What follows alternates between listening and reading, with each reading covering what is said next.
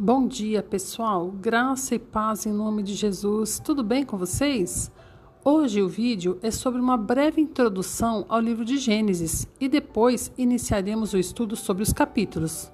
Pessoal, é tudo muito simples e rápido, não é um estudo muito aprofundado, porque a minha proposta é realmente fazer uma síntese para que os vídeos não fiquem muito longos, ok? Então, sem mais delongas, vamos começar.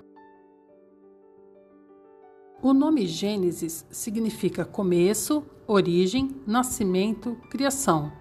Esse nome vem da versão grega, versão dos 70, a Septuaginta. Os hebreus chamavam de no princípio, porque na tradição hebraica, os livros bíblicos eram nomeados pelas primeiras palavras do texto e não por títulos temáticos como usamos hoje.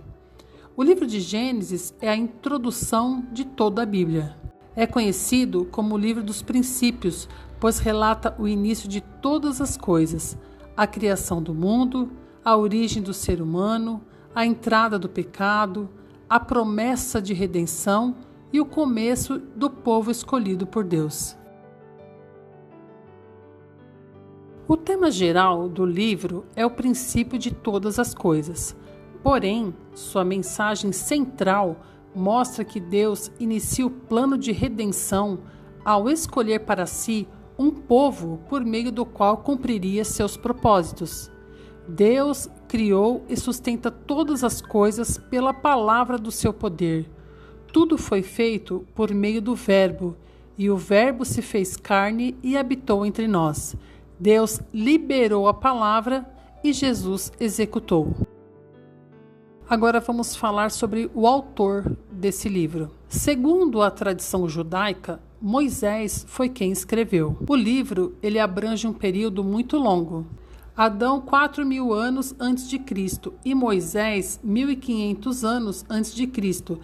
Isso nos dá cerca de 2.500 anos de história. Moisés ele faz uma síntese, não entrando em muitos detalhes. Muitos estudiosos dizem que Gênesis é uma coleção de histórias transmitidas de geração em geração pela tradição oral, ou seja, passa de pai para filho. Temos que entender que, sendo Moisés o provável escritor do Pentateuco, ele era o único hebreu que tinha estudo em território egípcio, visto que os demais eram escravos, e como estudante, teve muitas informações relevantes acerca da história antes do seu nascimento. Agora a data do livro. Gênesis narra desde o início dos tempos até José, filho de Jacó, que viveu cerca de 1.800 anos antes de Cristo. E agora o local. A história ela cobre uma grande parte do território do Oriente Médio, incluindo os atuais países de Israel, Iraque, Síria, Turquia e o Egito.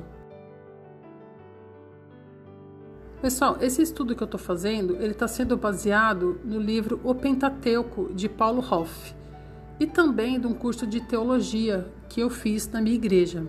A divisão do livro de Gênesis que eu vou mostrar é segundo o que Paulo Hoff escreveu no livro dele. Ele escreveu que o livro ele se divide em duas partes.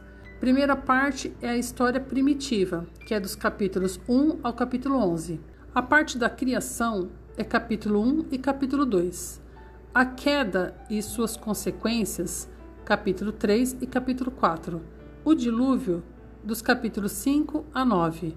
E a dispersão das nações, capítulo 10 e 11. Aí a segunda parte é a história patriarcal, que seria dos capítulos 12 ao capítulo 50. Sobre Abraão, capítulo 12, versículo 1 ao capítulo 25, versículo 18. Isaac e Jacó, capítulo 25, versículo 19, ao capítulo 36, versículo 43. E sobre José, capítulo 37 ao capítulo 50. No geral, Gênesis relata como Deus formou para si um povo e descreve os primeiros tempos da humanidade, mostrando o início da história humana e o desenvolvimento das primeiras gerações. A história da humanidade vai se tornando cada vez mais específica, até que a narrativa passa a se concentrar em Abraão. A partir desse ponto, todo o relato do Antigo Testamento dedica-se, em grande parte, à história do povo de Israel e ao desenvolvimento da nação escolhida por Deus. O livro foi escrito para mostrar como o Senhor escolheu um povo para si, por meio do qual realizaria os seus propósitos divinos ao longo da história.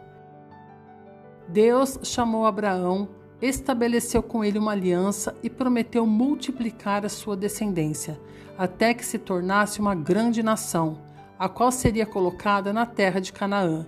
Com isso, Deus desejava que Israel se tornasse uma fonte de bênçãos para todas as famílias da terra, cumprindo o propósito estabelecido desde a promessa feita aos patriarcas. Deus abençoou um povo para que, por meio dele, a bênção alcance todas as nações, tornando-o instrumento de bênção para toda a humanidade.